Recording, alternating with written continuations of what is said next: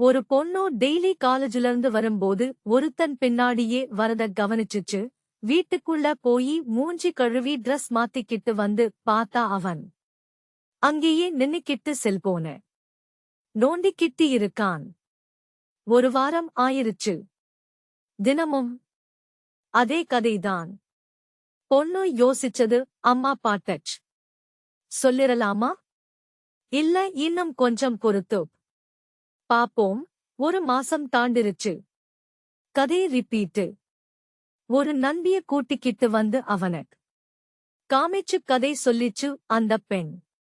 2-3 மாசம் வரைக்கும் பாரு, பையன் நல்லா இருக்கான், வீட்டுல சொல்லிக் கல்யாணத்துக்கு ஏற்பாடு பண்ணிரலாம்னு சொல்லிச்சு.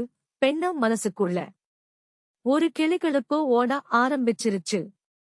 நண்பியோடு கூடச் சேர்ந்து அவன் வேலை, குடும்ப விபரம் எல்லாம் கண்டுபிடிச்சு முடிச்ச போது 1 வருஷம் தாண்டிருச்சு. அப்பா அம்மாட்டச் சொல்லிருச்சு. அவங்களும் கல்யாணம் பேசி முடிச்சிரலான்னு சொல்லி ஊர்லேருந்து பெரியவங்களக் கூட்டிட்டு வந்து முறைப்படி வரன் கேட்க போக ரெடியானாங்க. சந்தோஷம் தாங்காம பொண்ணு அன்னைக்கு காலையில கோயில் போயிட்டு வரும்போது அவன் கிட்ட போயி, 1 வருஷத்துக்கு மேலா என்ன பாலோ பண்ணுறீங்க, சின்சியரா வீட்டு முன்னாடி நின்னு பாக்குறீங்க, ஆனாலும் ஒரு தப்பு தண்டாமான விஷயமெல்லாம் பண்ணலே, அதுனால நான் வீட்டுல சொல்லி உங்க வீட்டுல சம்பந்த பேச நாளைக்கு என்னோட அப்பா அம்மா வராங்க, உங்க வீட்டுல எந்த தடையும் சொல்ல மாட்டாங்கன்னும் கண்டுபிடிச்சிட்டேன்.